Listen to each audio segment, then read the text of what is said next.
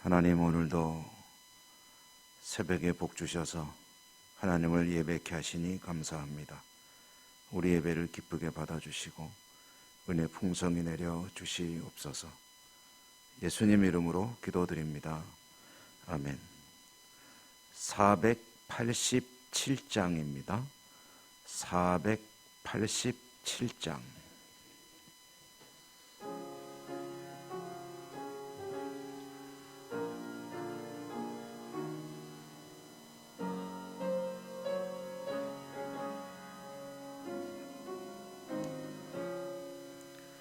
어둠 후에 빛이 오며 바람 분 후에 잔잔하고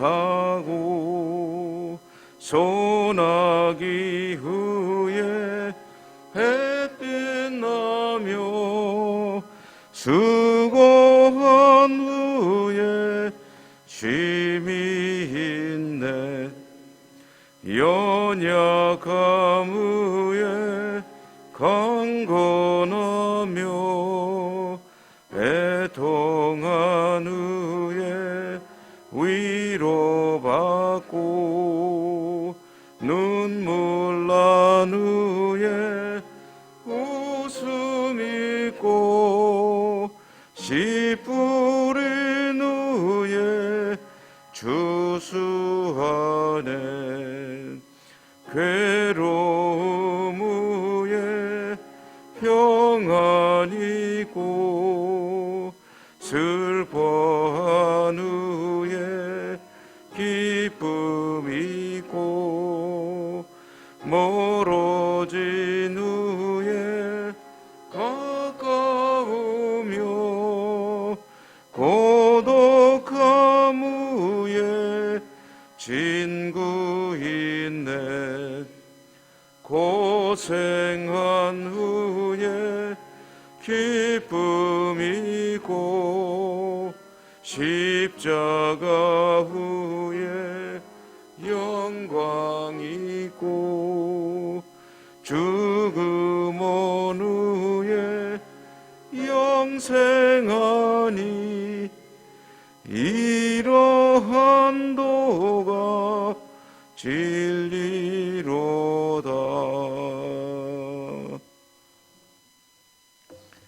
오늘 욥기 14장 읽겠습니다.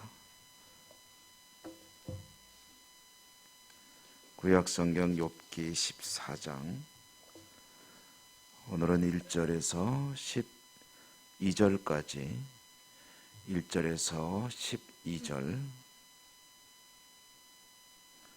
교독하겠습니다. 여인에게서 태어난 사람은 생애가 짧고 걱정이 가득하며 그는 꽃과 같이 자라나서 시들며 그림같이 원어물지 아니하거늘 이와 같은 자를 주께서 눈여겨 보시나이까? 나를 주 앞으로 이끌어서 재판하시나이까? 누가 깨끗한 것을 더러운 것 가운데서 낼 수 있으리까? 하나도 없나이다. 그의 날을 정하셨고 그의 달수도 주께 있으므로 그의 규례를 정하여 넘어가지 못하게 하셨사온즉 그에게서 눈을 돌이켜 그가 품꿈같이 그의 날을 마칠 때까지 그를 홀로 있게 하옵소서. 나무는 희망이 있나니 찍힐지라도 다시 움이 나서 연한 가지가 끊이지 아니하며 그 뿌리가 땅에서 늙고 줄기가 흙에서 죽을지라도 물 기운에 움이 돋고 가지가 뻗어서 새로 심은 것과 같거니와 장정이라도 죽으면 소멸되나니 인생이 숨을 거두면 그가 어디 있느냐. 물이 바다에서 줄어들고 강물이 잦아서 마름같이 사람이 누우면 다시 일어나지 못하고 하늘이 없어지기까지 눈을 뜨지 못하며 잠을 깨지 못하느니라. 아멘. 오늘도 주님 은혜 함께 하시기를 기원합니다. 자, 이제 계속되는 욥의 이야기 읽고 있습니다. 오늘 말씀 큰 틀에서의 주제는 계속 같은 이야기이겠습니다만은 조금씩 그 표현들이 다양하게 나오고 있는 것을 볼 수가 있습니다. 그리고 오늘 이 욥의 이야기를 읽다 보면 또 한 가지, 욥이 그동안 의인으로 하나님께도 또 사람들에게도 참 존경받고 인정받는 믿음의 사람이었는데, 그 욥이 그와 같이 의인으로 살 수 있었던 신앙의 근본이 무엇인가? 다시 말해 욥의 신앙은 어떤 신앙이었는가 하는 것이 오늘 말씀을 읽다 보니까 드러나는 것을 알 수가 있습니다. 오늘 말씀을 통해서 욥이 드러내고 있는 그 자신의 신앙의 색채, 어떤 신앙이었느냐 하면은, 우선 인간은 불쌍한 존재라는 인식이죠. 사람은 연약하고 그리고 참으로 나약하기 짝이 없는 존재다라는 이야기를 하고 있습니다. 심지어는 나무보다도 연약한 존재가 아니겠느냐. 나무는 죽었다가도 살아나고 겨울이 오면 죽지만 다시 봄이 오면 살아나는 그런 희망이 있는 존재이지만, 인간은 한번 쓰러지면 그걸로 끝이 아니겠느냐.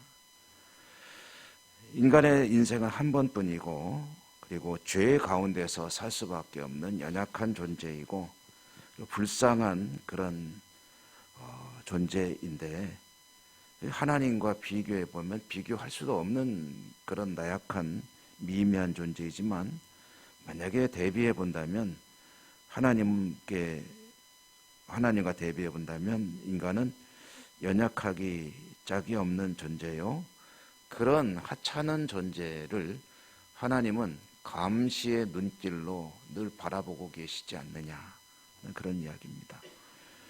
이렇게 지켜보시다가 죄를 한 가지 지으면, 실수를 한 가지 하면 하나님은 득달같이 달려들어서 매를 때리는 하나님이시로다 라는 그런 욥의 하나님에 대한 인식, 그리고 신앙에 대한 자신의 생각을 오늘 이야기하고 있습니다.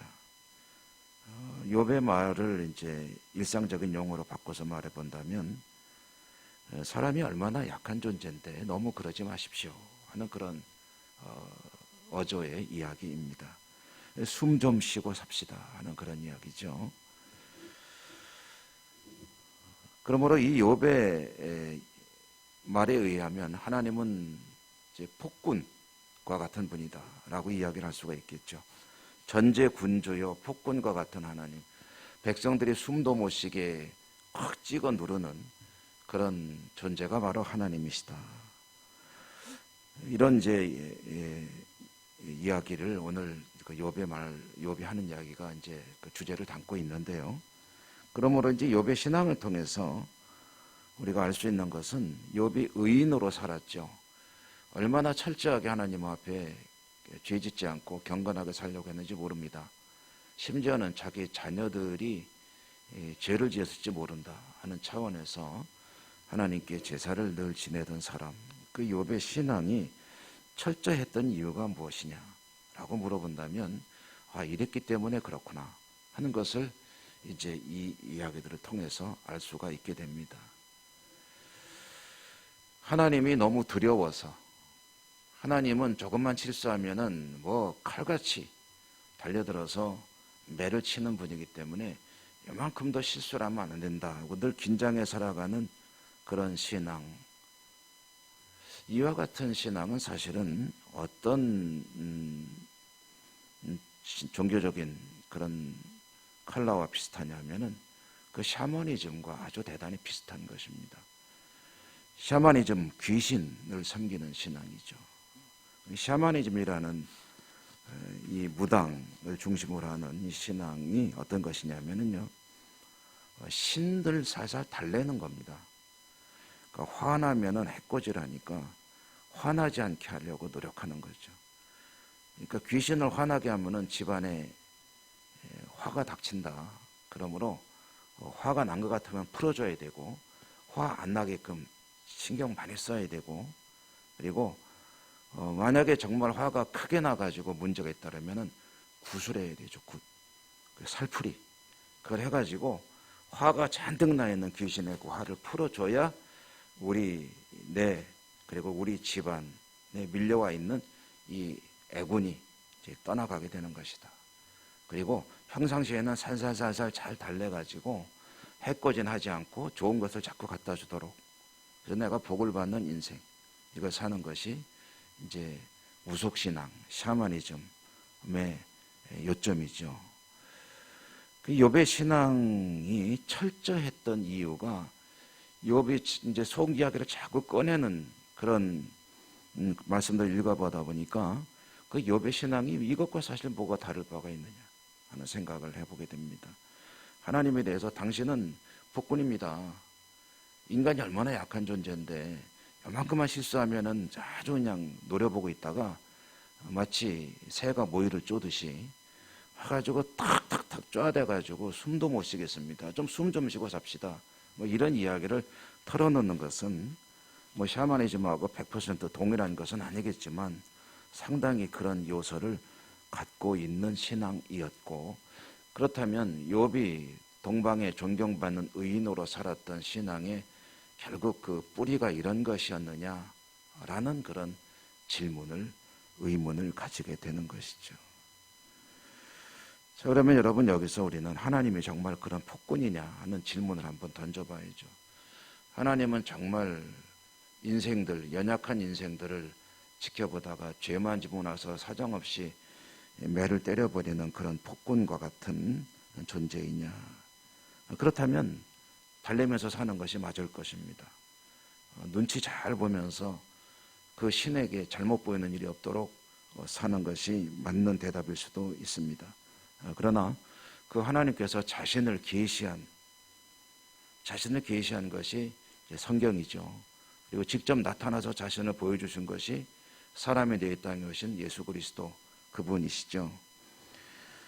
성경이 제시하는 하나님은 창조하신 분이고 그리고 구속주이신 분이다라는 것이 큰 틀에서의 하나님에 대한 자기 계시 아니겠습니까?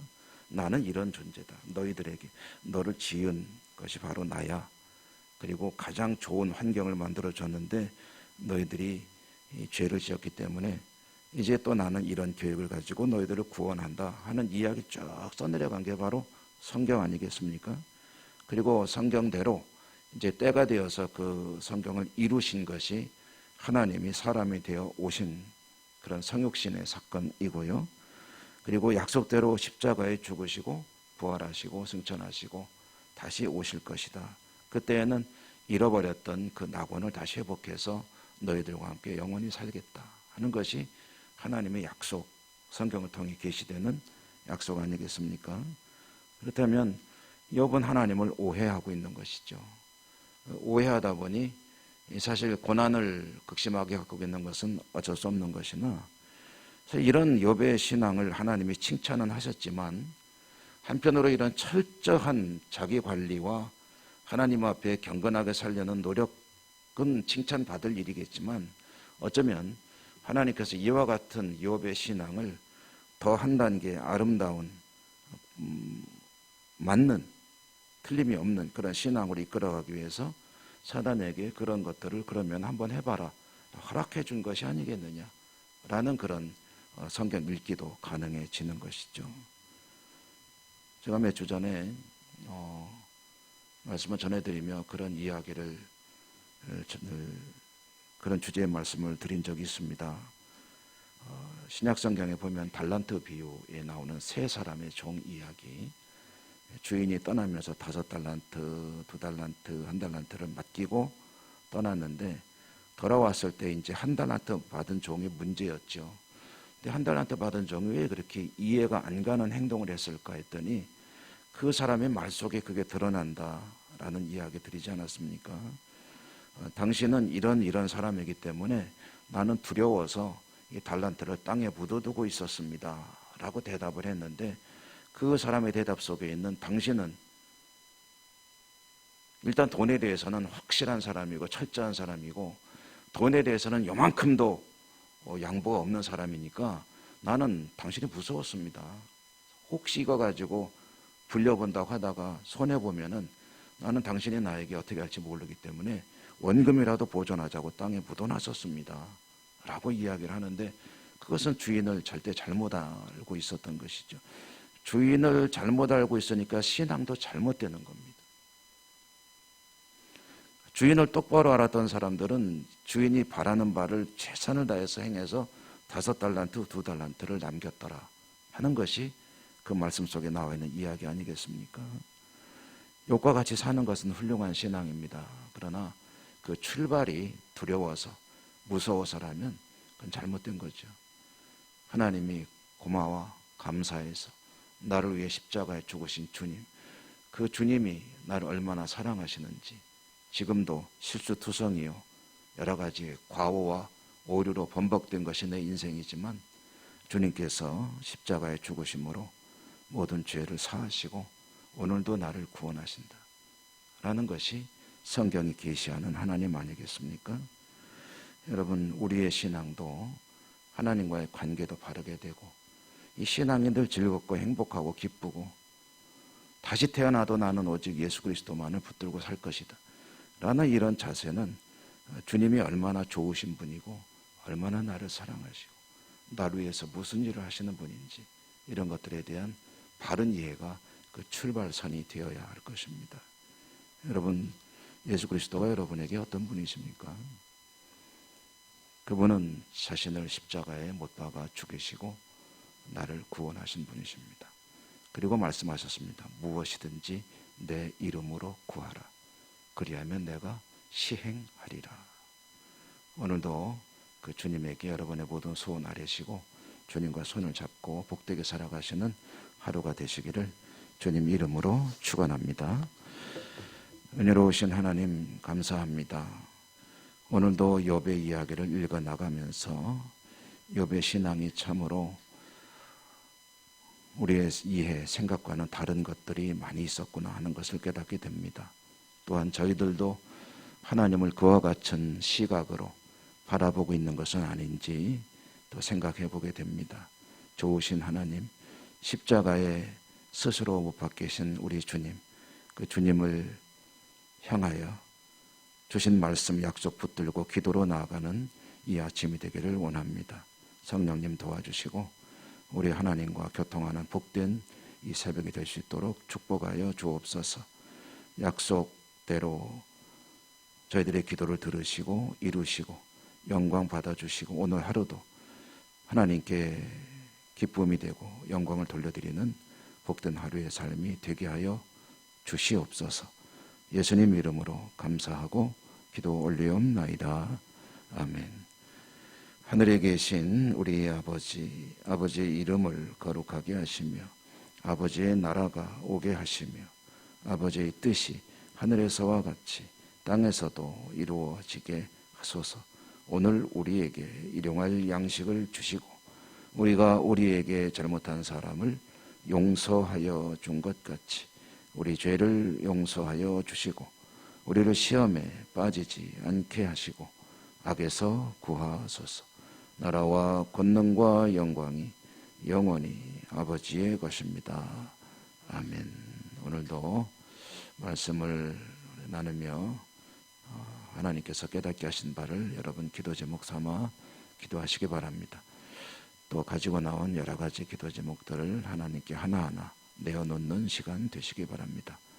우리가 함께 기도할 제목들 잊지 말고 기도해 주시기 바랍니다.